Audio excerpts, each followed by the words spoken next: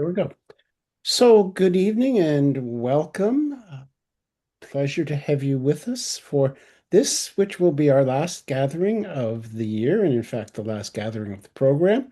And delighted to have Reverend Dr. Heather McCance with us again to help us with understanding. We talked about change last time. Now we're going to talk about conflict, and sometimes those two are related.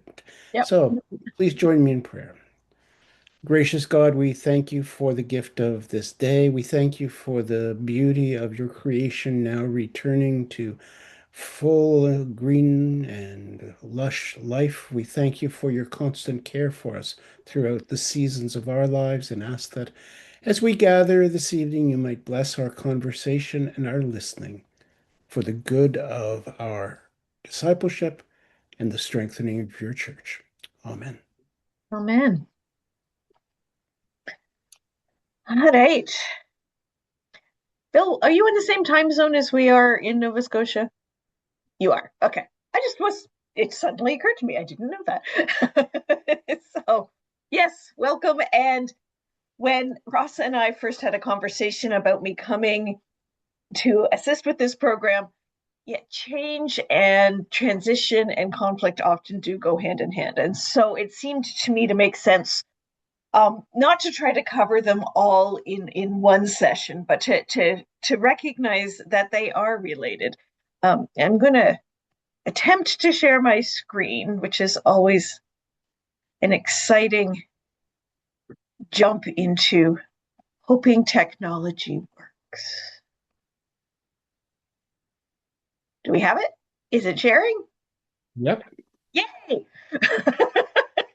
I shouldn't be so surprised when it works, but somehow I'm always just a little bit, a little bit pleasantly surprised when it does what I want it to do.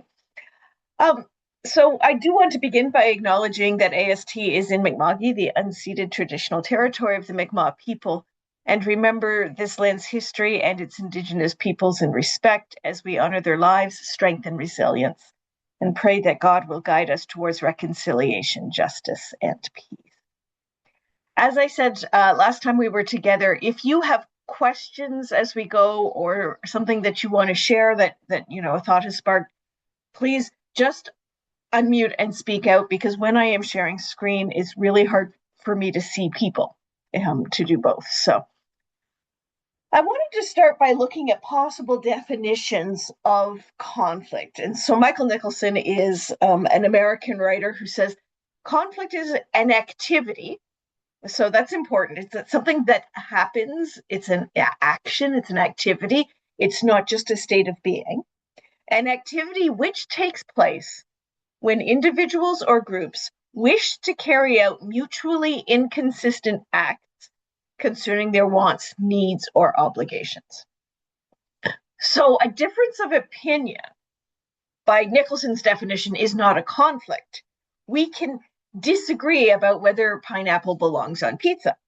But when it comes to the point where we are ordering a pizza that we are going to share, we may have a conflict because we are now engaged in an activity and we have mutually inconsistent wants, needs, or obligations.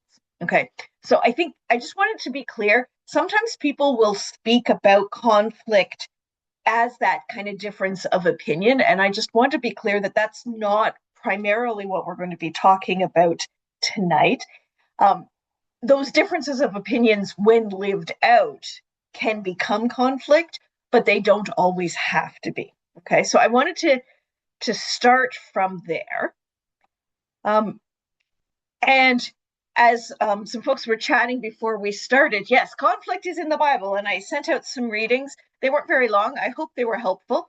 And we can think about that in some places and in some churches, people think about conflict as sinful, that it's somehow disobedient to God, that somehow God wants us to just be nice, right? And I think for some of us, depending on the cultural background that we bring, that gets reinforced sometimes through cultures. There are some cultures that are much more averse to conflict, and some families that are much more averse to conflict. And we are taught to see conflict as an inherently bad thing, when conflict can actually be something that's energizing and empowering. And it is an example of caring. If I don't care about you, or I don't care about the issue, then I'm not going to engage in conflict. And in fact, when I withdraw from conflict, sometimes the other person can interpret that as not care, right? Conflict can also be energizing within a community. If it's handled correctly, if it's handled appropriately, if people are invited into sharing differences of opinions, and we can come to a new understanding of who God is calling us to be in the moving forward.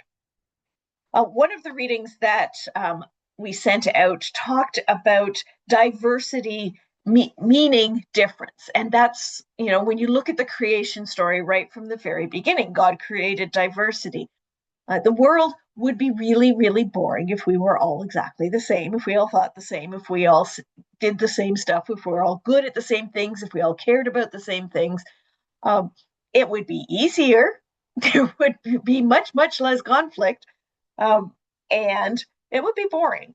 And so God, in God's wisdom, has decided to gift this earth and its peoples with wondrous diversity. And in some ways, that almost makes conflict inevitable. And so to recognize that, I think, is really important, because, as I've said, in a lot of churches, we have been taught to avoid conflict. And so when we get to differences of opinion, we just don't talk about it. We sweep arguments under the rug and pretend they didn't happen. And of course, none of that is very helpful, because eventually it comes out. And eventually it will come out, often in unhealthy ways, if it's not been dealt with in healthy ways, which is, of course, the focus of the rest of our time together this evening. So disagreement is inevitable. The question is how we manage it. And that's what I wanted to talk about this evening. We're going to watch a sketch. And I'm just going to ask you to give me a thumbs up to confirm that you can hear the sound on this. Oh, great. We've got a commercial first. But you can hear it. Excellent. Raymond's might be the best kept secret right now, and I'm shocked because I always felt like it wasn't for me, but now they have an outfit for quite literally. There we go. Yes, sir. I'd like to have an argument, please. Certainly, sir. Have you been here before? No, this is my first time. I see. Do you want to have the full argument, or were you thinking of taking a course? Well, what would be the cost? Well, yes, it's £1 for a 5-minute argument, but only £8 for a course of 10. Well, I think it's probably best if I start with the one and see how it goes from there, okay? Fine. I'll see who's free at the moment. Mr. Dubake is free, but he's a little bit conciliatory. Yes, sir. Try Mr. Barnard, room 12. Thank you.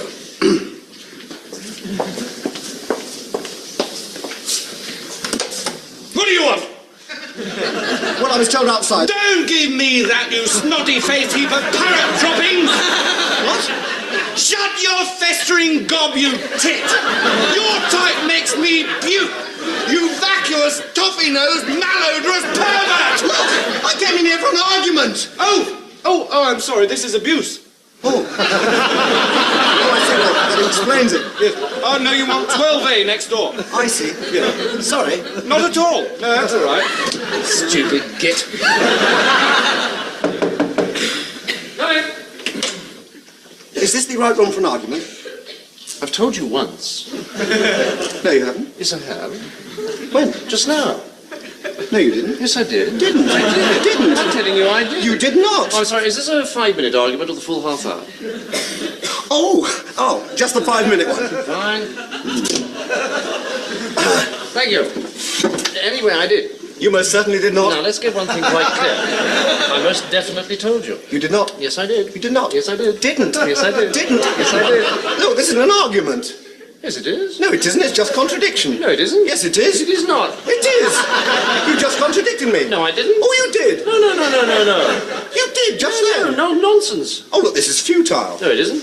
I came here for a good argument. No, you didn't. You came here for an argument. Well, an argument's not the same as contradiction. Can be. No, it can't. An argument's a connected series of statements to establish a definite proposition. No, it isn't. Yes, it is. It isn't just contradiction. Look, if I argue with you, I must take up a contrary position. But it isn't just saying no, it isn't. Yes, it is. No, it isn't. Argument's an intellectual process. Contradiction is just the automatic gainsaying of anything the other person says. No, it isn't. Yes, it is. Not at all. No, look. Thank you. Morning. What? That's it. Morning. But I was just getting interested. Sorry, the 5 minutes is up. Okay. So, was that an argument? Was that a conflict? Was that a disagreement? What was that? Besides silly and funny.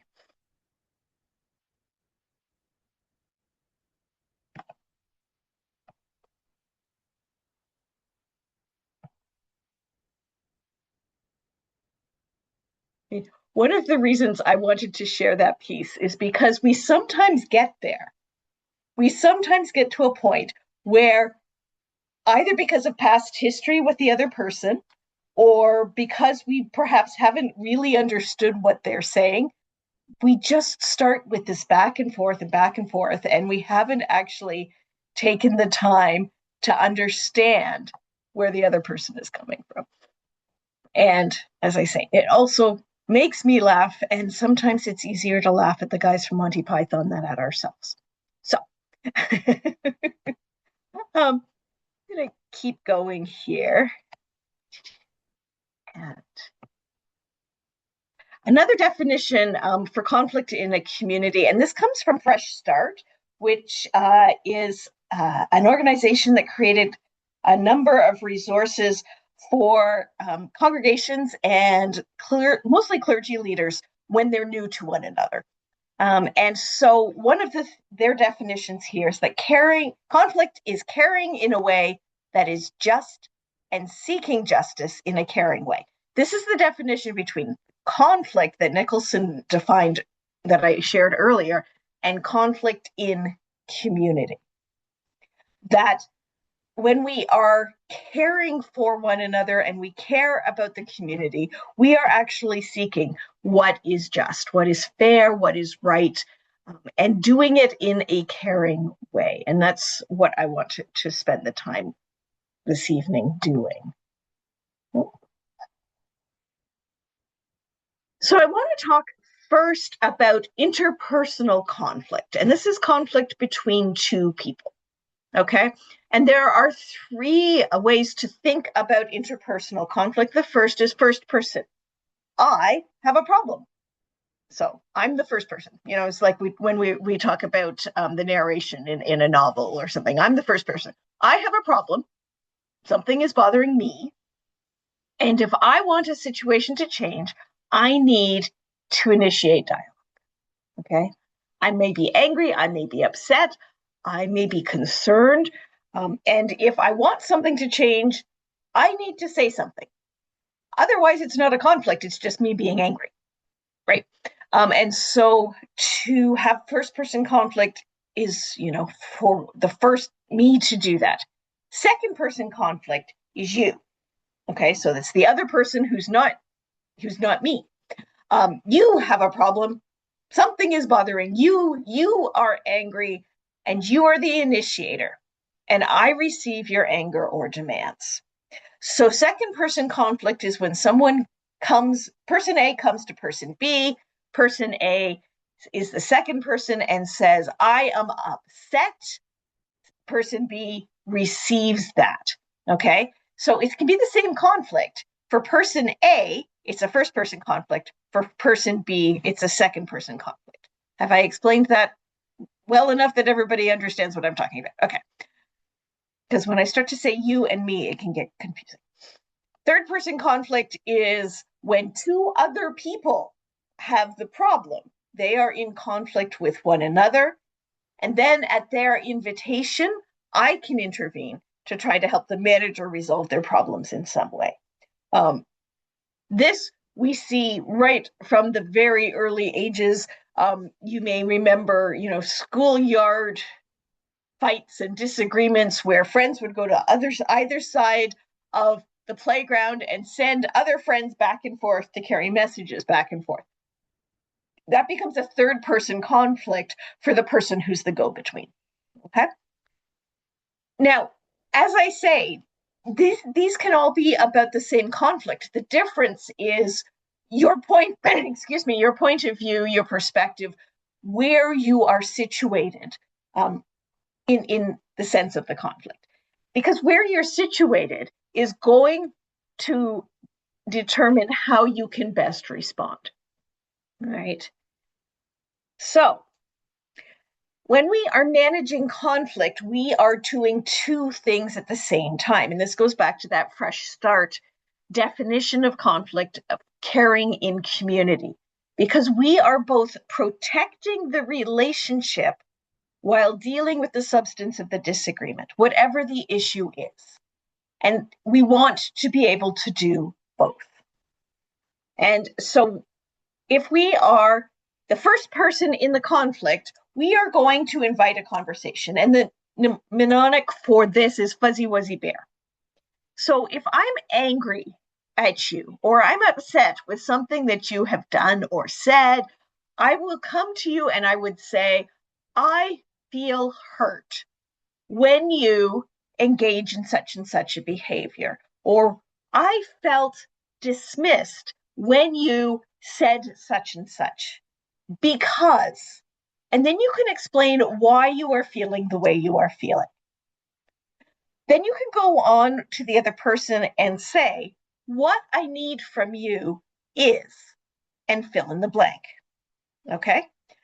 When you have a first person conflict, it is on you to say something. And this is the first step in conflict management and living in a healthy way with disagreement in community. Because, as I said earlier, very often we're taught just to not ruffle feathers, don't rock the boat. And all of us are going to have to decide when an issue is important enough to speak up about. But there are those issues. And so when we can go to the person and say, I actually have a really clear memory of somebody who came to me when I was in congregational ministry. And she made an appointment and came to me. She was upset because she was the convener of the annual church bazaar, which happened to be scheduled for the same weekend as our diocesan synod, which, for those of you in United Church, is like a regional council meeting. And I had said that I needed to be at synod. I was making presentations. I was on diocesan committees and so on. So she came to me and she sat down and she said, I feel hurt and that you don't value my contribution to the life of this church when you choose a diocesan commitment over our parish event.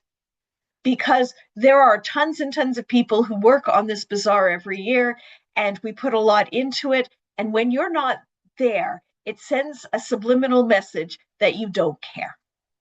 I need you to work with me to figure out a way to make sure people understand that you do care, and maybe we can figure out a way for you to do both, to be here for part of the day or for part of the day or whatever.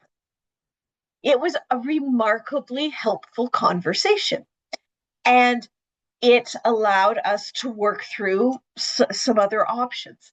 Now, she could have come to me and, like the little illustration here, and just vented at me. She could have just, yelled. She could have cried. She could have been upset and angry, but she did a really hard and really mature thing and made an appointment, came to see me, and I don't know if she used this exact formula, but actually went through all of the pieces that are in this formula so that we could have a productive conversation.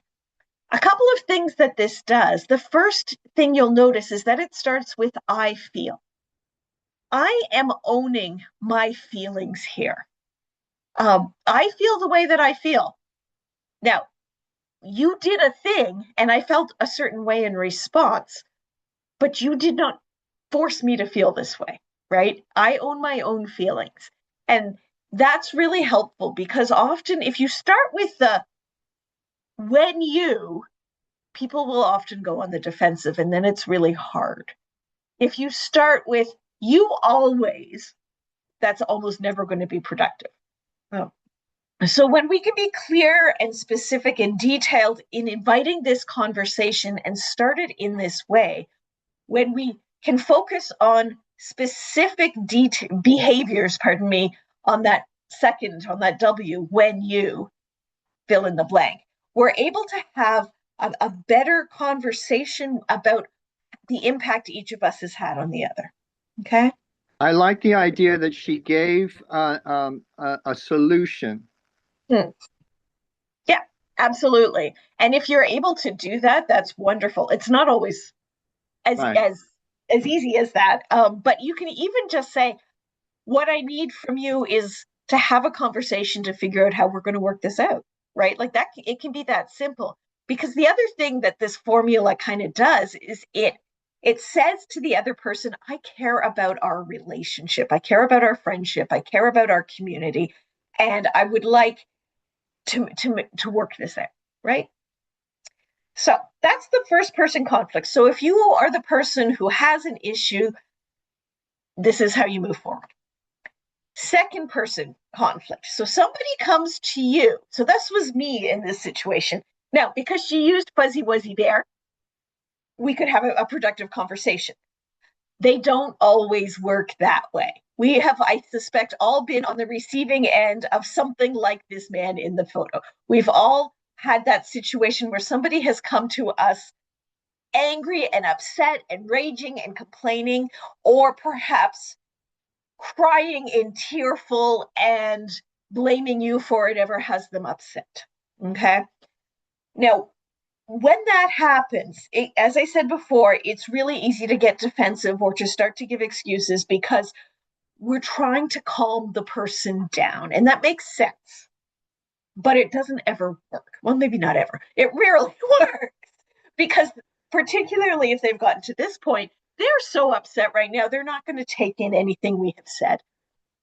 And so the four strategies that I outline here can be really helpful, again, in moving the conversation from just emotion to a place where we can together tend both our relationship and the issue at hand. So the first one is called negative inquiry. And this is where we ask for the things that they haven't given us. Can you give me a specific example of something I've done or said that has upset you? Can you tell me exactly what it was? And to talk about, how long have you been feeling this way? Really kind of ask this, what is going on? And to be able to do that in a way that honors what the person is bringing. Fogging builds on negative inquiry. Fogging is, if you think about a smoke machine, a dry ice machine, and it just fills and fills and fills the room and the space, that's what this fogging is. Tell me more about it. What else? Tell me more. Did I do that again? Tell me more. And to keep getting it so that it's all on the table. Because when a person is upset like this, we don't want them holding anything back. We want it all on the table for a few reasons. For them, emotionally, it's really helpful just to get it all out all at once. But for you, as the person who's receiving this, it also allows you to have a much more fulsome understanding of this situation. How long has this been going on? All of those, what else has been happening? How did that make you feel? All of those kinds of questions that allow us to get a fuller picture. Paraphrase, making sure we understand. This goes back to that Monty Python sketch. What I heard you say is, we don't want to just immediately disagree and contradict, right? Simple contradiction is not an argument. What I heard you say is, and so just to paraphrase what you think the other person is saying. I understand that you are upset because the timing of these two events is in conflict with one another. And I heard you say that my obligation to one event makes you feel like the other isn't as important. Is that right? Did I get that right? And that is that right, which is the next piece, is really important, that perception check, because it gives them a chance to say, no, that's not what I meant. I meant this other thing. And then you can go and continue to fog and continue to paraphrase until we're sure we're talking about the same thing. I suspect we have all had the experience of being in an argument or a disagreement with somebody, and when we sit down and finally talk it through, we realize we actually didn't disagree. We just hadn't worked out that we were all talking about the same thing in the first place, right? We've all had those kinds of experiences. These techniques are ways to make sure that doesn't happen. It doesn't get rid of all conflict. It doesn't get rid of all disagreement, but it does at the very least make sure that there actually is a disagreement. You don't want to give, as I say here, you don't want to get defensive or give excuses, certainly not until you've done all of the above. You don't want to respond to the content until you're sure you've understood and you've got it all from the person. And then how you respond is really up to you. What you do want to communicate is, I care about you as a person and our relationship, and I'm really grateful that you brought this to me. Because if I'd known that my behavior was hurting you, I would have approached this differently, right? That's the kind of message you want to send. When you get to the actual substance of the disagreement, that might be a later conversation. It depends on the emotion that's going on right now.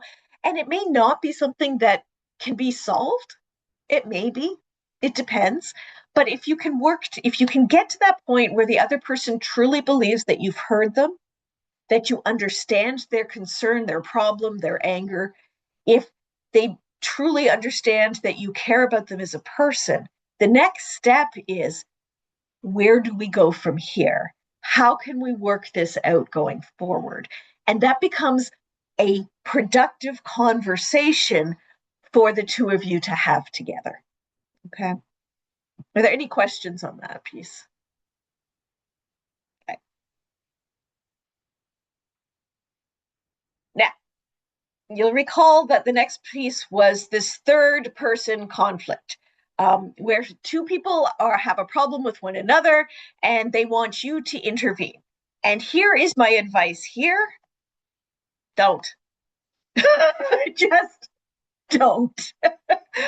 What you really want to do here is encourage them to talk to one another. If you want to be in the room to support them, that's lovely. It's really hard not to get drawn in, though. Most of the time, and I'm going to get to this in more detail in a little bit, but most of the time when two people are in a conflict and they're trying to draw you in, it's because they want you on their side. It's not because they actually want to solve the conflict. Now, that's not always true, but unless you have some pretty deep training yourself in conflict management and conflict resolution, I would steer clear of these kinds of pieces. Depending on your role in your church, in your congregation, people might feel like they can come to you for this kind of thing. I know I've had families come to me. I'm their minister, I'm their priest. Surely I can help them work through this stuff. And I do have some training in conflict management. And I will say to them, I will meet with you no more than 3 times. And if that is not enough, you're going to need to find someone else. And so, one was a father and his adult son who had moved back home. It was just the two of them in the house, and dad had rules, and 25-year-old son thought he was an adult and didn't need to live by dad's rules, and so on. I mean, you can string that out. Another was a couple who was going through a whole lot of marital issues. And again, I said, we can meet a couple of times, but after that, you're probably looking for somebody who's a therapist, not somebody to just help you talk through your disagreement, right? And so for you folks, I don't know what kind of role you have in your congregations and churches necessarily, but this one is really, really hard and can have a whole lot of unintended consequences, not only for you and the individuals involved, but for the wider community if it's not handled really, really carefully. So we're just going to leave that one. So we are going to actually practice this. So I'm going to put you into I'm going to get Ross to put you into breakout rooms. Sorry, my phone is going off. I'm going to go shut it down. There. Ross is going to put you in pairs in breakout rooms. Do we have an even number of people? I can't tell because I can't see y'all. There are two of us here in this room. Yeah. Okay, perfect. So you can be your own breakout room. Awesome. So what I would like you to do is come up with a scenario. I don't care what it is. And person one is going to be upset about something at church. Yeah. And believes that it's person two's fault. Person two is not aware of the problem. And so what I want you to do is to take, I don't know what time is it. Yeah, take 5 to 7 minutes and ask you to use some of the techniques that we've just talked about and just role play the conversation. Okay? So, Ross, are you able to put them into those rooms? Oh, you're muted. I can't hear you. It gets a little bit interesting with our trying to leave out our friends, and I'm going to do it this way. Okay. Okay.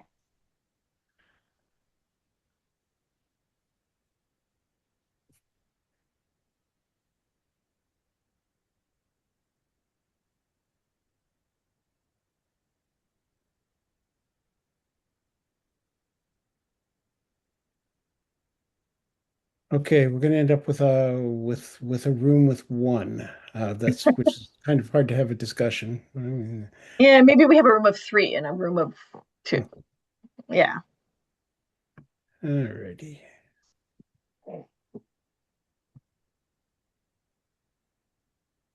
Nope. Sorry about this. That's okay. I didn't tell you ahead of time. And I can't do it because I'm not host.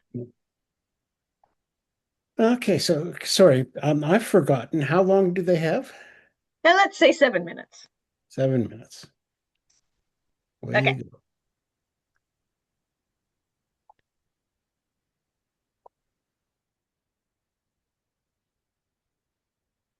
So I left you out of one. Yes. Perfect. Okay.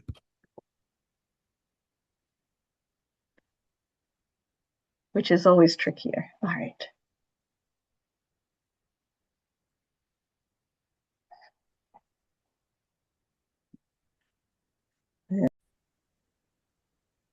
We paused that because we figured anybody looking at the video later didn't need to have 7 minutes of Ross and I chatting. So we've got, I think, another group yet to come back. So Do you get to eavesdrop on our conversations? no. No? No, that's not how it works. No. The only way we can hear what's going on is if we physically enter the room, and you'll see us there, so we don't get And then to. you would see us, yeah. This is not like an IT firm where we're counting your keystrokes. No, we're not doing. Not that No, I'm and it's also, paranoid at it's not all. like a physical classroom where, like, if you were, physically in the room, I could wander around and eavesdrop and just like hear, what's going on. But no, that doesn't work. So I'm gonna ask, how was that? I mean, obviously it's a role play, it's make believe, but I'm curious whether, yeah, how did that go using those tools?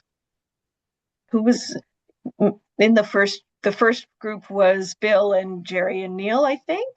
So as a threesome, I suggested I present the scenario, and Bill was chair of council, and Neil was a congregant, and we were dealing with an issue of pews being taken out and chairs being inserted, and Yeah.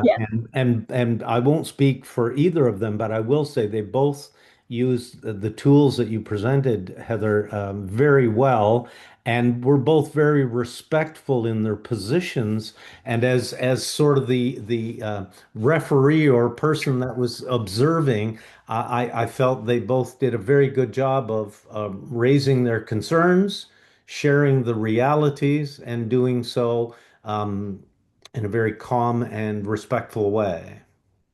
So, Bill and Neil, did you come to a resolution? Are the pews coming out?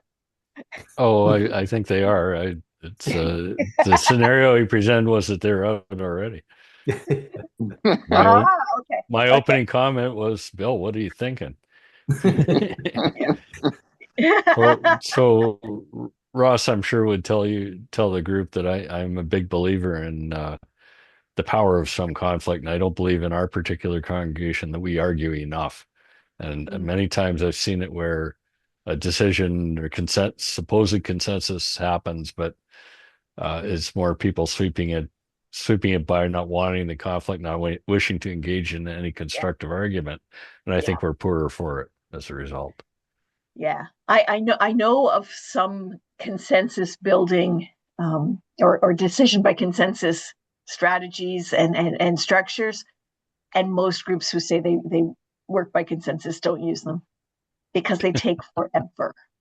They Yeah. really, really do. So, Yeah. I think communication is important, and yeah, I gotta say, I think with all the downfall of social media, I think there is a potential to utilize that in a way where we communicate better with one another and more people are involved in understanding what's going on, and I think that might ease conflict down the road.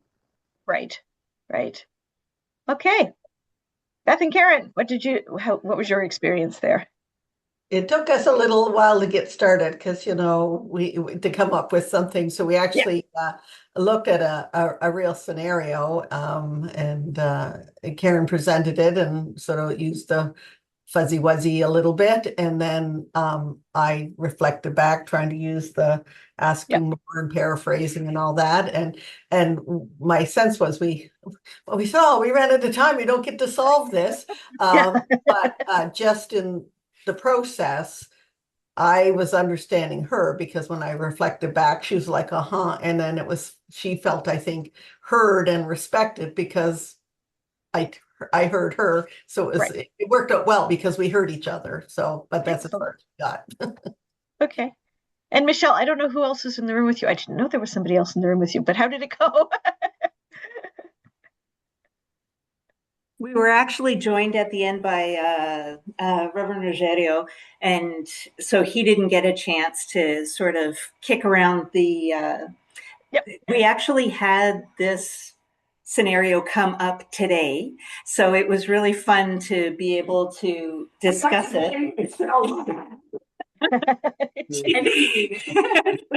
Yes, yes, it was all my fault.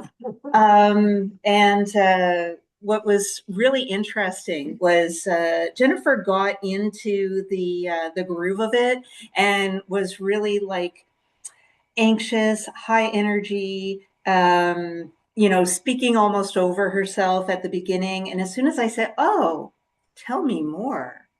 What do you mean by that?"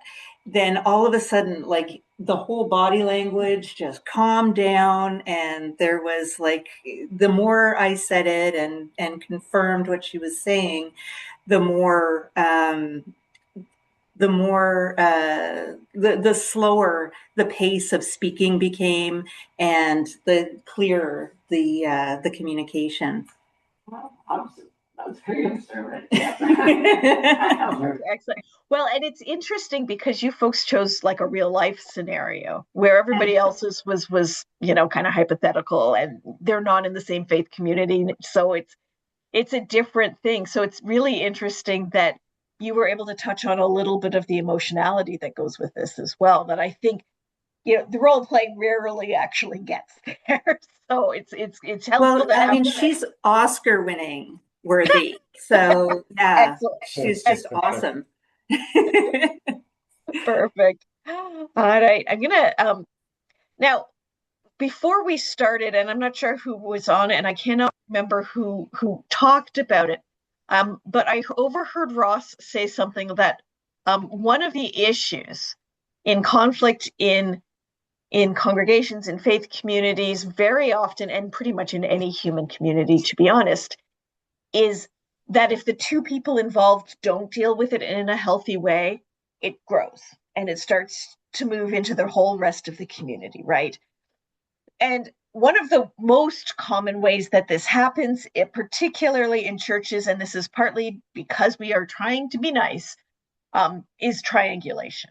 And so we have somebody who perceives themselves to be a victim or the wronged party. You know, if they don't like the victim language, that's fine. But the person who believes themselves to have been wronged and the person they believe has caused the wrong, the perceived persecutor, okay? And that's kind of strong language, but that's often how they understand themselves, particularly over time. All right. And then what happens is that the victim goes and tries to find themselves a rescuer. This is where I was talking about that third person conflict, right? They're trying to get people onto their side. The persecutor often will also try to get that person on their side. But what ends up happening is instead of perceived victim talking to perceived persecutor, they go to this third person and they unload on this third person. Did you know that this person did this and said that, and you should go talk to them about it, right? And it can get very complicated depending on who this rescuer person is.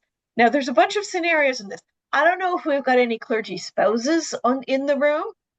This rescuer is very often the clergy spouse. You should tell your spouse that they really should, ... fill in the blank, right? So instead of going to the cleric themselves, the perceived victim goes to the person's spouse, right? If you are the chair of a church board, a church warden, chair of session, doesn't really matter what the language is. If you're in one of those positions, you're also likely to be pulled into any kind of conflict that somebody has with the minister, pastor, priest. Because again, they'll figure you've got that person's ear. So I don't feel comfortable talking to the minister, pastor, priest. I'm going to go to the chair of the board and unload on them and then put them in this position of either having to carry that message or not. Okay. Now, if you are, what we've been talking about up till now has been these two people, right? Person one, person two. Person one has a problem, comes to person two, they talk it out. Now, if that's not done in that healthy kind of way, and a rescuer is triangulated in, if you are the rescuer, how to handle that one. And essentially, what you're wanting to do is redirect these people back to talking to one another, right? It can be really hard to notice when it's happening because sometimes it's really blatant and really obvious. Sometimes it gets complicated. So when I was in parish ministry, frequently supervised people who were working with under me as an assistant minister, as a student minister. And so people would come to me because they had a problem with the student minister, but they thought as their supervisor, I should just know. So that puts you in a different kind of scenario. So maybe you're on the ministry and personnel if you're in the United Church system. And somebody comes to you, you're on the MMP, and I think you should know that the minister is doing this X, Y, and Z, and it's hurting a lot of people. And you know that the phrase, lots of people are saying that. Everybody thinks that. Those phrases will come up. Now, I'm seeing lots of nods. When you're in that rescuer role, and your job, by the way, is not actually to rescue, but your job really is to try to redirect. And so talking to this person, I really think this would go better if you talked to this person directly I'm willing to go with you and be in the room with you while you have this conversation, but this person really isn't that scary. And I think, we'd all be better off if you talk directly to each other. I've done this, fairly recently where somebody, wanted me to carry this message back and forth. And I said, no, you know what? I know myself. I will get it wrong. This message you're telling me, I will get it wrong. I will not understand all the things that you've just said. I really think you're better off talking to them directly because you don't want me to mess it up, you know. And then again, you're not putting it on them. Like Fuzzy Wuzzy Bear causes us to own our own emotions. It lets them own their own emotions without it sounding like a blaming thing, like they've done something wrong by coming to you. Because they're just looking for support, and that's a totally human response, right? But it would be helpful to make sure for them to clarify the situation Yep.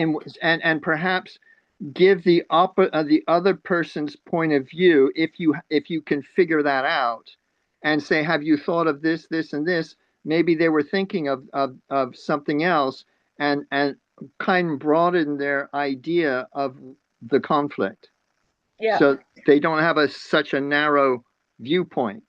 Yeah. I would caution against speaking on behalf of anyone else, simply because even if you know sort of the facts as they've been presented, it's it's again both the issue piece and the relationship piece. So, Bill, if it's not an emotional thing and the person, this perceived victim person, truly just does not understand how this perceived persecutor could possibly come to this conclusion, sharing of facts can be helpful in terms of the issue. But if it's got to the point where this victim person feels that that relationship has broken, sharing of facts is never going to do that, right? And we're trying to do both. We're trying to work out what the right thing to do is and tend to the relationship at the same time. Now, that being said, if you wanted to use some of the fogging, the negative inquiry, to help the person who's that perceived victim to lower their emotional temperature a little bit. Michelle, you talked about that happening in that role play. I'm not sure if it was a role play with you guys, but anyway, in that role play, because if they can get all of that out and they come to a point where they're calmer and they're ready to have that conversation, that can be helpful. But it's also important for them to go to that perceived persecutor and to say all that to them as well, because that's how that relationship will get strengthened again.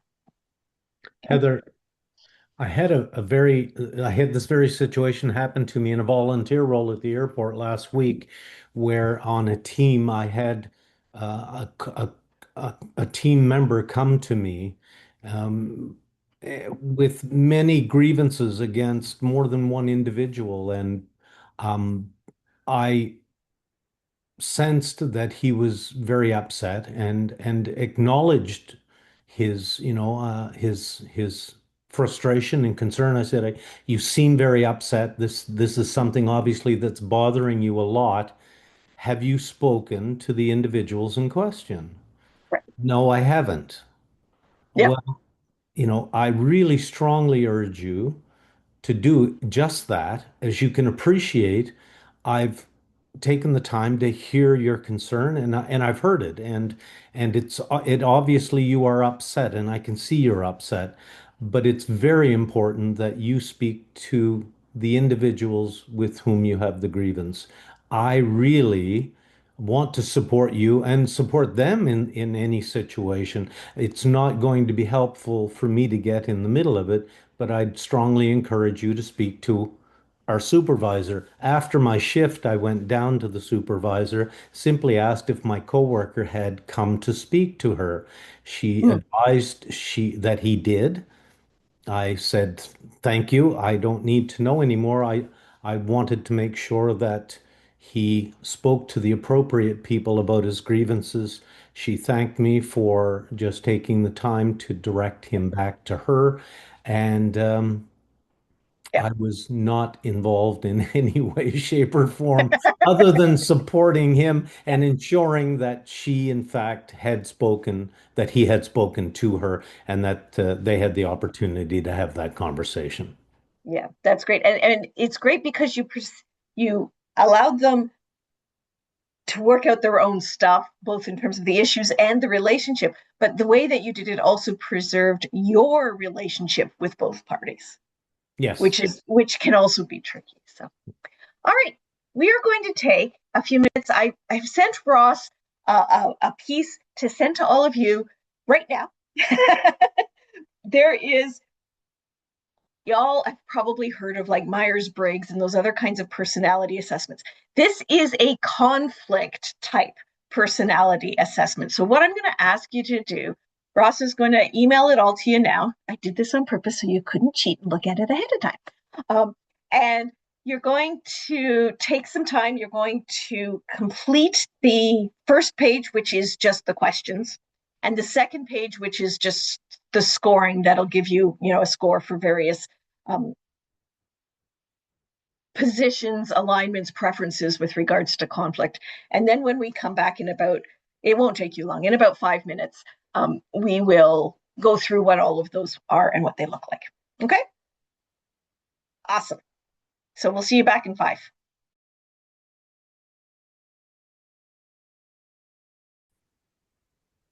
There we go. All right.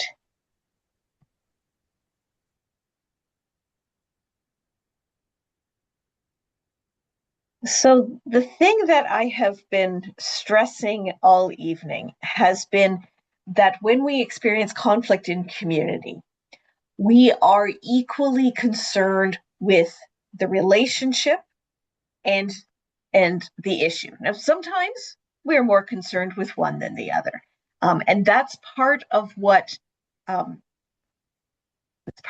this particular piece is helping us to think about. Oh, let's move past this, right? And so, what this conflict management style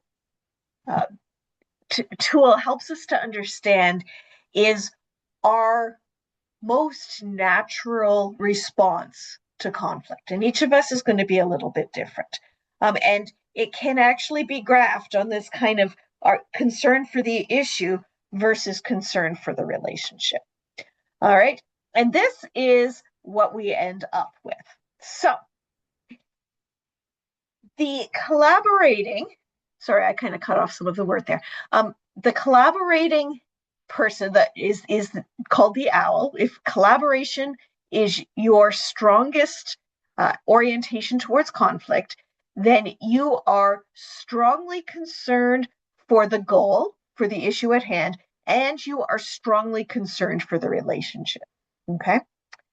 If you are the fox, you are equally concerned for the goal and the relationship, but what you're compromising, you know what they say about compromise leaves everybody unhappy, right? That's not actually true, but the compromise then is I'm not as concerned about getting absolutely what I want out of the goal, and I'm not as concerned for the relationship. I just want us all to be able to go forward. That's pretty much what that's about. The turtle is avoiding, we're going to turtle. And, as I said earlier this evening, what turtle tends to give to people is I'm not concerned about the goal, but people very often, if you withdraw from conflict, understand that you don't care as much about the relationship either. The accommodating person is the teddy bear. I don't care at all about the goal. I just want to make sure everybody gets along and loves each other. And the shark, is exactly the opposite. They want what they want out of the conflict, the goal, and they don't care as much about the relationship. Now, there's probably some moral judgment in this, but there are actually strengths about every single one of these orientations towards conflict, depending on the kind of conflict it is, and the kind of situation we're in. If we are in the middle of a fire and somebody suggests one course of action and somebody suggests another course of action, you want a shark. You want somebody who's going to say, we're going to do X, and I don't care if I hurt everybody's feelings, we're going to get out of here, right? You want, in that kind of an emergency situation, you sometimes want somebody to say that. I know in my polity, I'm Anglican. I've known bishops who come into parishes with this kind of orientation because they're less concerned about the relationship, because very often the people aren't going to have an ongoing relationship with them that's very close, and they just want to have the goal. They just want to get the thing done, whatever the decision is made.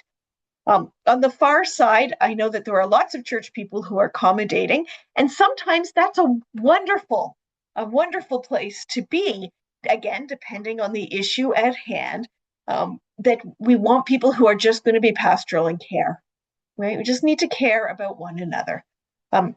Sometimes the collaboration is lovely. It doesn't always work. If everybody involved who's parties to the conflict are collaborators, then it's going to work. But it's really hard to collaborate with a shark.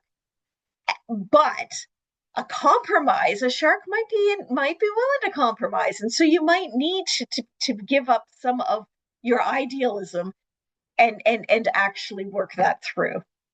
And there are times when avoiding is actually not a bad idea. There are times when I don't care enough about this goal to risk any kind of action, so I'm just not getting involved, right? So there are times, depending on the circumstance, that each of these has its place. So I want to make sure that that is clear. The rest of the pages of the document that Ross just sent you goes into more detail about what each of these is, when it is a strength and when it is a weakness. I have been told, I have not seen the research behind it, that the second highest piece that you got is your fallback. So for a very long time, when I have taken this, I would get the collaborator, I'd get the owl, but my fallback is turtle. I skip the fox entirely. I skip compromising and go to turtle. Now, I think through training and through practice and through work, I can actually do most of these. I'm not a very good shark, but I can actually do most of these reasonably well. And it's really tricky sometimes to figure out what's the best approach in a given circumstance. Okay. Was anybody surprised by what they came out with? Neil's like, no, I knew that. I knew that about myself.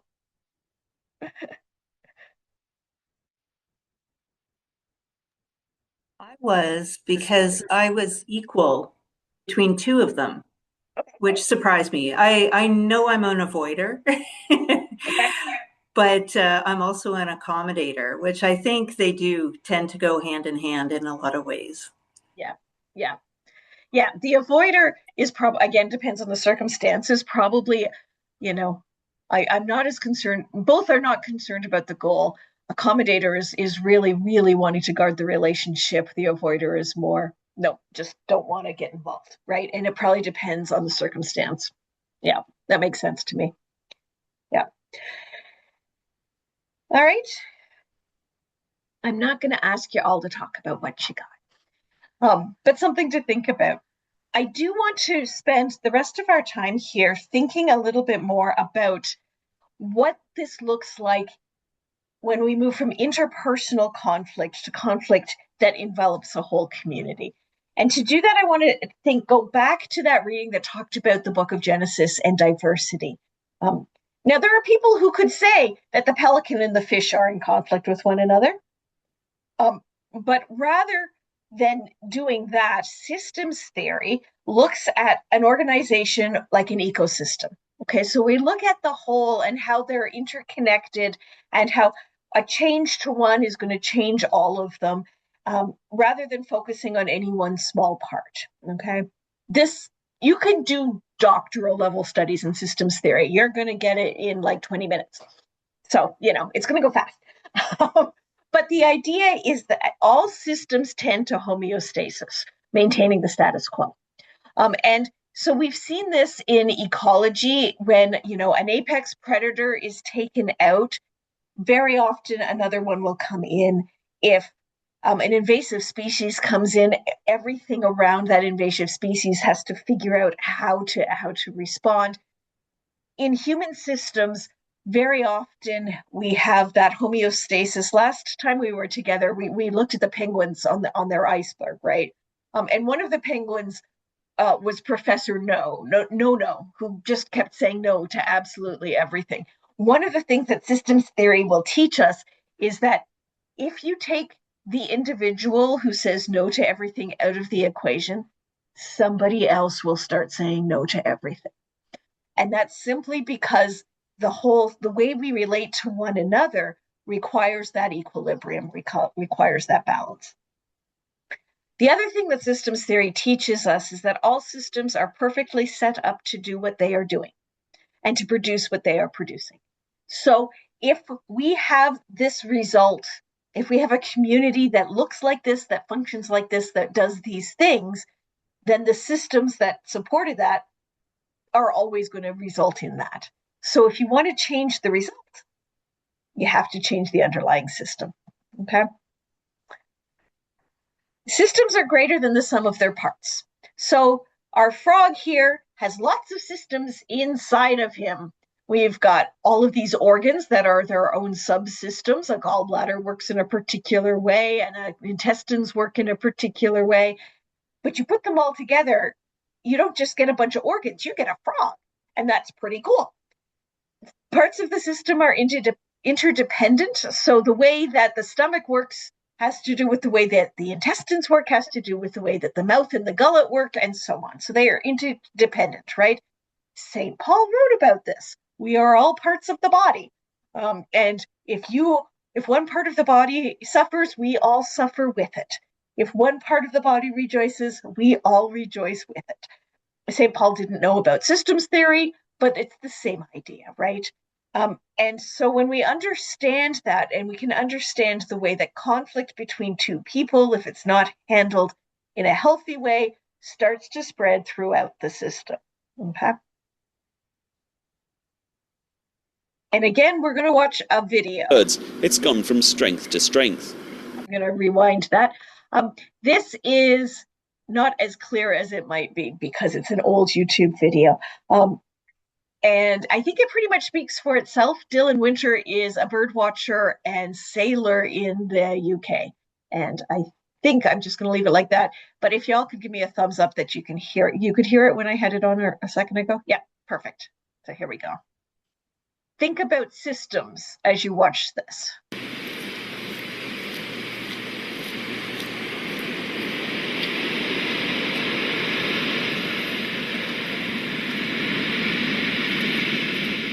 A few miles to the east of Oxford is a patch of marshy land called Otmore. It's just a few acres of reed and stretches of open water. 50 years ago it was drained and converted into prime agricultural land. It produced magnificent crops of wheat that contributed to the European food mountains of the 70s. Then it was bought by the RSPB, and the first thing they did was to block up all the drains. And as a haven for all sorts of wild birds, it's gone from strength to strength. The old network of banks and dikes remains a reminder that it provided the inspiration for the chessboard in Lewis Carroll's Through the Looking Glass.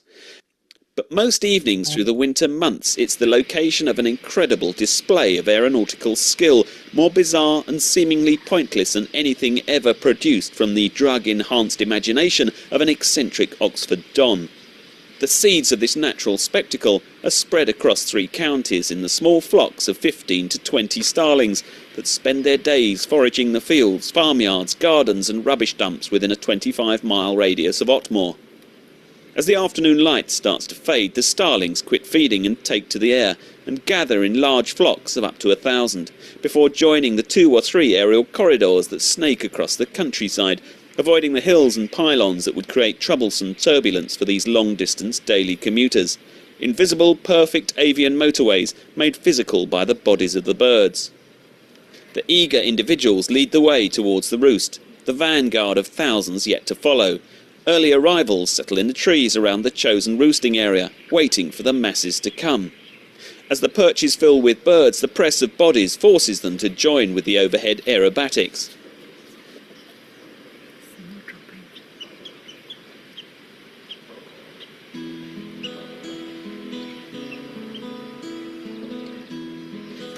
They start out flying in the groups they've been feeding with all day, and slowly merge into bigger and ever denser flocks. I've spent hours watching and never seen a collision. How can that be possible?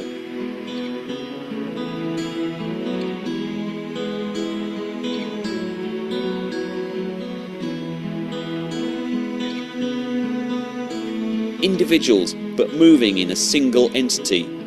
And the reason for this behaviour? Well, thousands of eyes looking for predators on the roost site. Nothing could escape their gaze. No raptor could surprise this soaring mass of bird flesh. The activity warms their bodies for the cold night ahead. And there's something social going on here, because when they do settle to roost, the warmest, safest perches in the reeds will be taken by the dominant males. Adolescents and females will be pushed to the edges.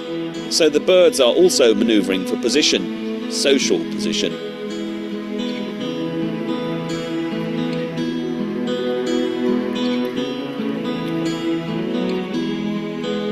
And then, when the moment is right, they behave in a way that should be impossible.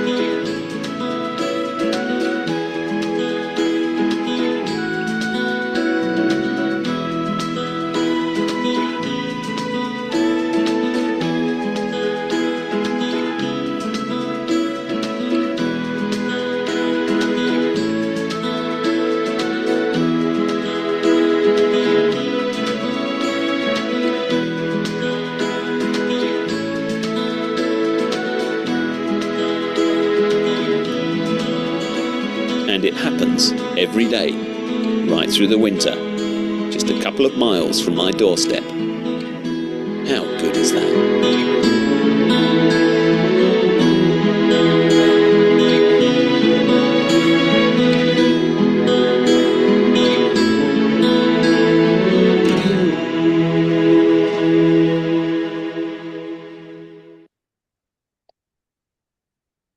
So partly I share that just because I like it so much, but you can see that kind of that system at work where each of them is interdependent, is impacting the other in what they do and how they move. And as a whole, they're not static.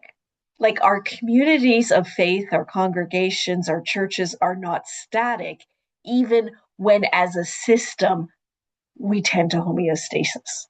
We tend they the folks who first made this connection for me pointed out that there are actually three very simple principles at work here for the starlings. They go the average speed of the birds around them, the average direction of the birds around them, and the ones on the outside respond to wind, predators, and they're the ones who actually set the direction. And it's that simple for an individual bird. And what it does, obviously, is create these amazing patterns. And so you don't have to be conscious of the whole group changing direction all the time to be part of the whole group changing direction all the time. And one of the reasons I share that with folks is sometimes we feel like we can't make a difference in the culture of our congregations, in the way that our church operates with regards to conflict. But the reality is, if you are one bird in that flock and you change direction every so slightly, everyone around you changes direction ever so slightly, which changes the ones around them. So that every time we are able to engage in healthier and healthier responses to conflict within our churches, it starts to have that kind of ripple effect through the rest of the system. Okay. So I think that is, I hope, a thing to be hopeful about. Want to share just a couple of other slides that I have here. Again, these are also from that Fresh Start group. And just do this. There. These are some warning signs of conflict in a community, or things that are likely to cause conflict in the community. And so when we keep an eye on them happening, we are better able to respond proactively rather than reactively, to engage in the kinds of conversations that we talked about last week, or last week, 2 weeks ago, when we were talking about change and transition, when we're tending to people's interior life, the transition, their loss of status, their grief about change, and so on. If we're able to do that, then we're managing the disagreements that might develop without it becoming, an unhealthy kind of conflict. So first is that change in the environment. And I talked about this at our last session. I know many churches whose environment around them have changed so much that it has impacted who they are. Sometimes it's a rural church in an area that for whatever reason has depopulated. So it used to be a logging forestry area, and that industry went belly up and a whole bunch of people left, that flight to the urban. And so there's such a small group of people left in the small village church and the small rural church. Sometimes it's a church in an urban or suburban environment that was built in the 50s and 60s when, the suburb was new. And, here we are so many years later, and the demographics around that church has changed. And suddenly this church that used to be surrounded by houses of two-parent households with 2.1 kids, who are all of British descent, discovers that they're in the middle of a Muslim community, right? And just those kinds of changes in the environment around us, which might call forth different responses from us as communities of faith and as parishes in response. But that process of negotiating what is God calling us to do and be in this changed environment can be fraught with the potential for conflict. Following along pastorate, this is not always the case, but it's sometimes the case if people have had disagreements with a pastor, minister, priest who's been serving for a long time, but they never went and told that person about it. They swept it under the rug, they tried to ignore it, whatever. Then the person leaves, and suddenly all of that comes out. It's one of the things that people who are trained in intentional interim ministry are trained to look for and to deal with, because it happens so very often. And sometimes it's about disagreements with that long pastor. Sometimes it's, oh, well, that person's gone. Who the heck are we going to be now without that person who was so part of forming us? And so there's all sorts of potential for conflict and for disagreement there. Institutional grief, we used to have more people, more money, more children, whatever it was. And so grief, which we talked about as part of change and transition, can sometimes come out sideways and become conflict. Complaints and rumors, if we're hearing a lot of complaints and rumors within the church, that's often a sign that there are underlying issues.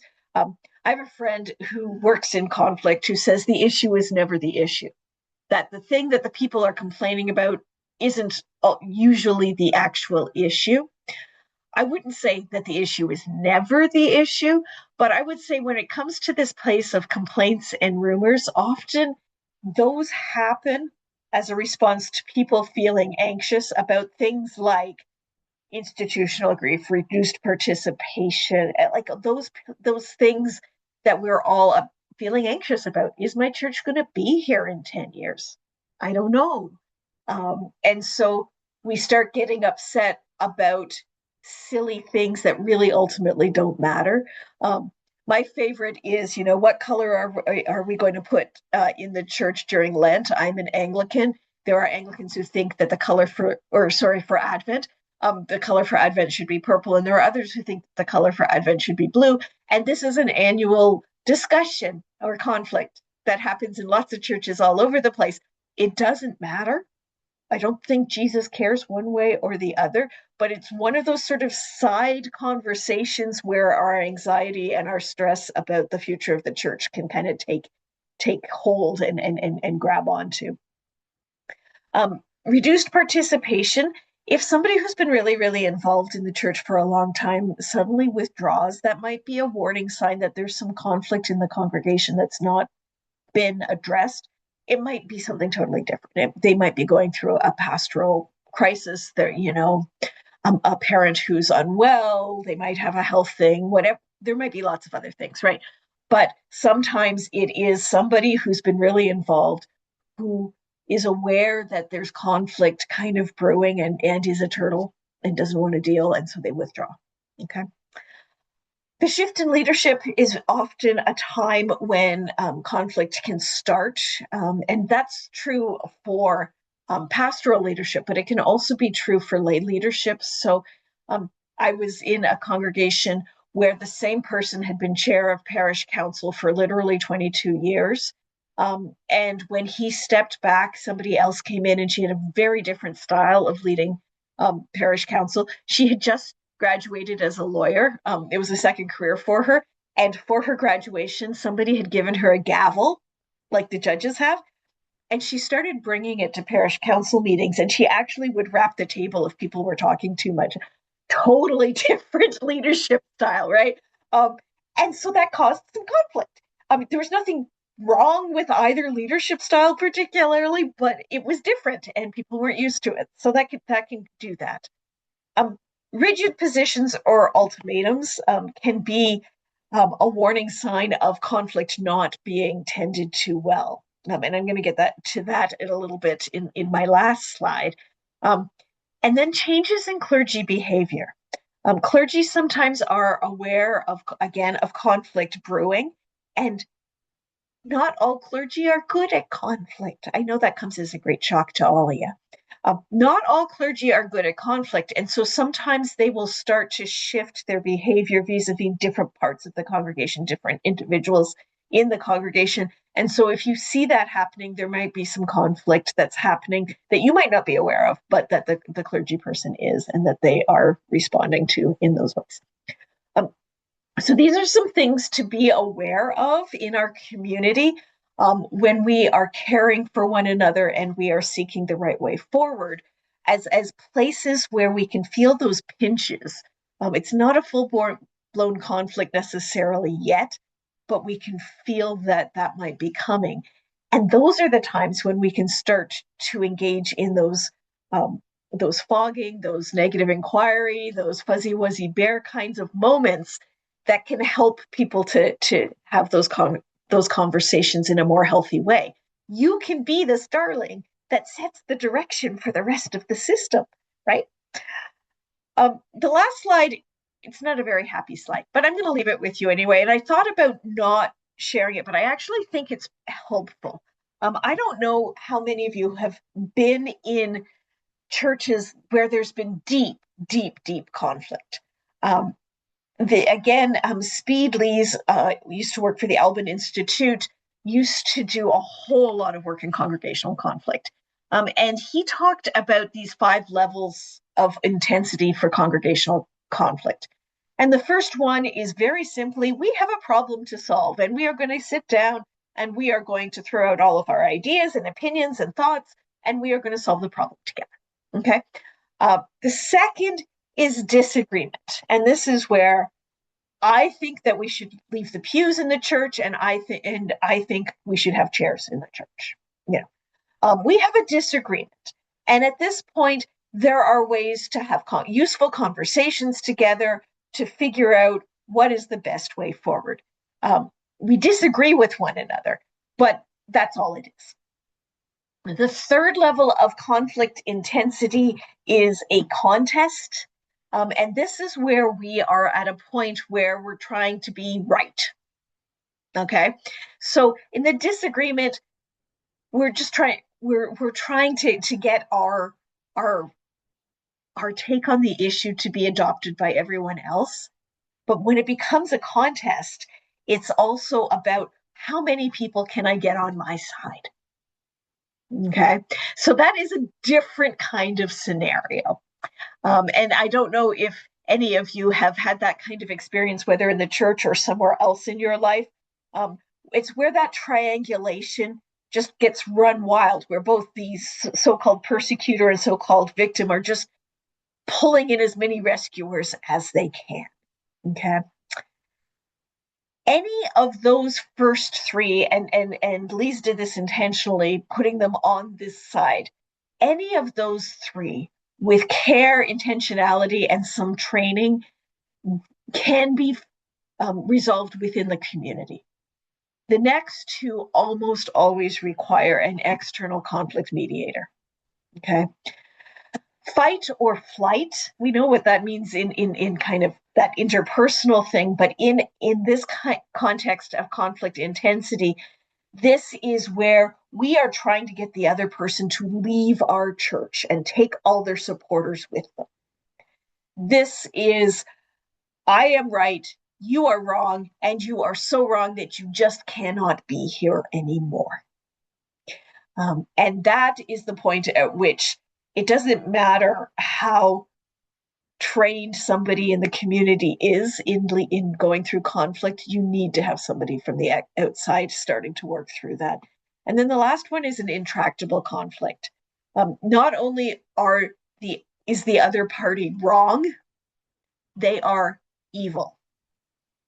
You get to the point where you believe that your point of view is the only right answer, that God's self is on my side, and you are evil and sinful for going against me. Okay. And again, you can understand why at that level of conflict, you need somebody from the outside to work it through. Now, there are times when it can't be worked through, and sometimes people do have to leave the community in order to get there. The idea is that you would stop, the intensity building in a conflict at maybe level 2, so that we can have disagreements. We can have this problem to solve. We can have those, energizing, important conversations about different points of view. And that can be a really healthy, wonderful thing. And if it's not dealt with in a healthy way at that level, it can fester and it can get there. And I've been in a community. I was called into a community as their priest who had already got to level 5 as just before I arrived. It was not fun. Although my bishop said to me, well, at least you can look at yourself in the mirror and say it's not your fault because you're just coming into it. It was like, great, thanks. That's real helpful, Phil. Anyway, and so I've been in that situation where we brought people in from the outside to help us work it through. And some people did end up leaving the congregation. A fair number of people ended up leaving the congregation. But what happened is the congregation learned that they could actually deal with these things earlier on rather than letting it, get to that point. As I said, this is not really where I want to leave y'all, but I do think it's important to understand that sometimes the kinds of tools that I've given you, if you can use them and have conflict here, that's great. They're not going to do you any good if this is the level of conflict around, right? So I just wanted to make sure you knew that, because there are times when the tools aren't going to work, and it just depends on where you are in the conflict. So I'm going to stop sharing, and I'm going to open this up for questions or conversation, because we've got about 10 minutes. There might not be any, but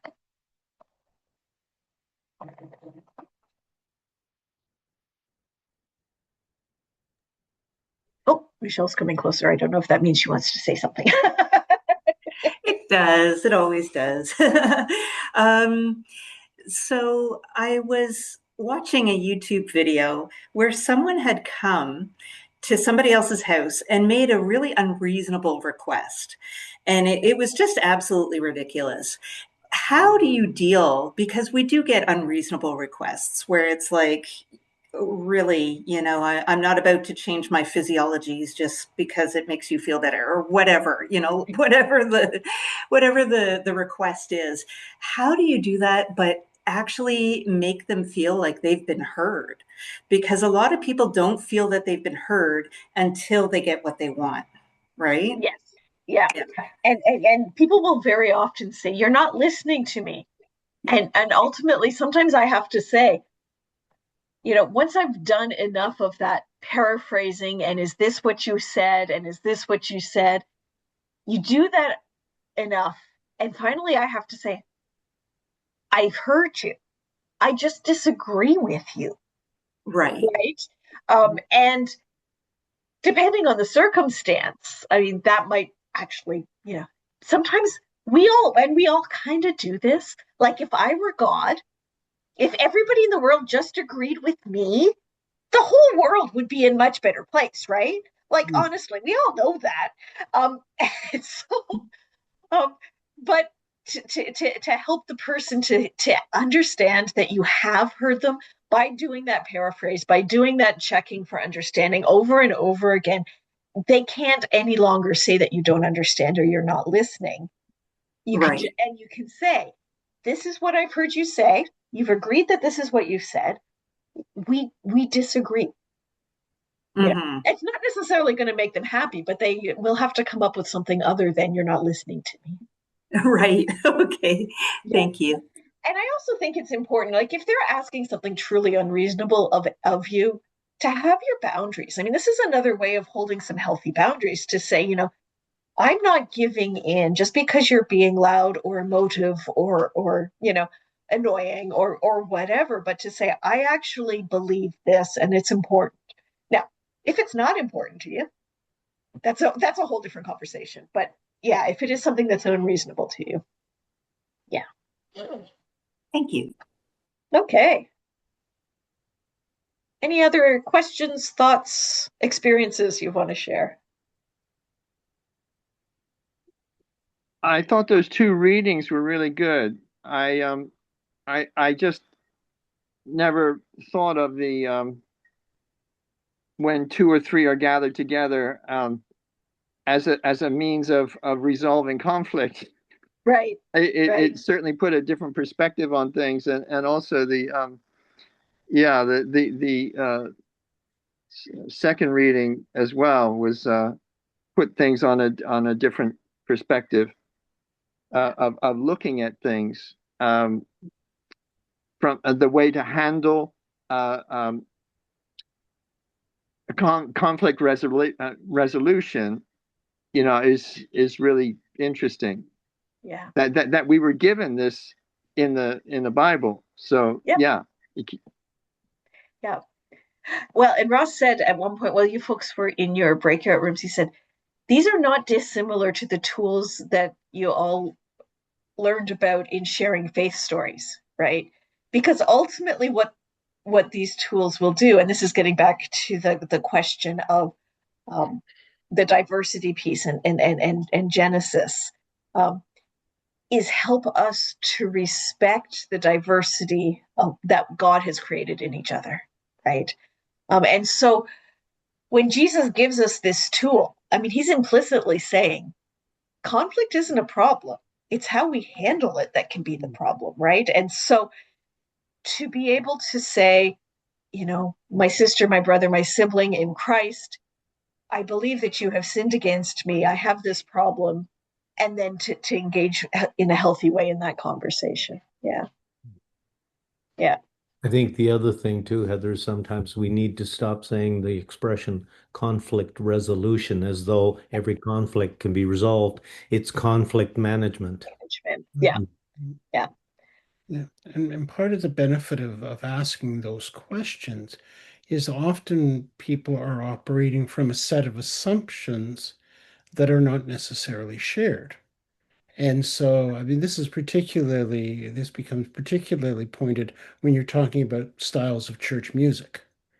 And I Yeah. mean, that's a question that's really gonna, because I mean, and often we sometimes have to in conflicts or disagreements help people find language to talk about it, because to say, I like it, you don't like it, is not particularly helpful. To be able to help people to move beyond to the why. Why is this important? What's going on here? Help me to understand. But the it's obvious I'm right and you're wrong is going to get us nowhere very, very quickly. We get back to the Monty Python sketch, right? Yeah. Yeah.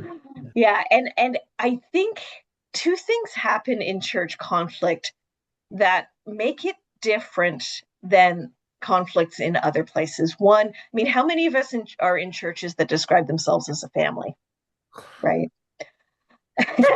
Ross, tell us what you really Did I do may that? not be your game, Ross. Did I do that with my outside face? um, which is problematic for some reasons, but I'm not going to get into that. But the truth is that because we are fairly often to fairly tight knit communities, that when we hurt one another, it really hurts. Like a family fight hurts a lot. So that's part of it. But the other part, and this goes to what Ross was saying earlier, is an awful lot of people in churches don't have language to talk about how God has touched their lives. Mm. And when we talk about changing something, taking out pews, changing church music, putting in a pipe organ, changing the color, whatever it is, we're very often treading unawares on somebody's actual lived experience of God in their lives. Mm. And they don't have the language to tell us that that's what's going on all the time. And so to be able to ask those questions, why was that so important to you? And what is it about that is so meaningful?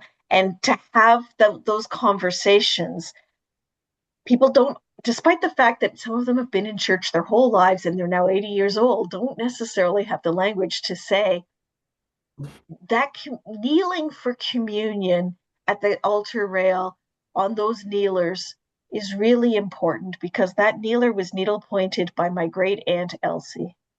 And once I remember kneeling on that and receiving communion and just having this experience of God being present with me.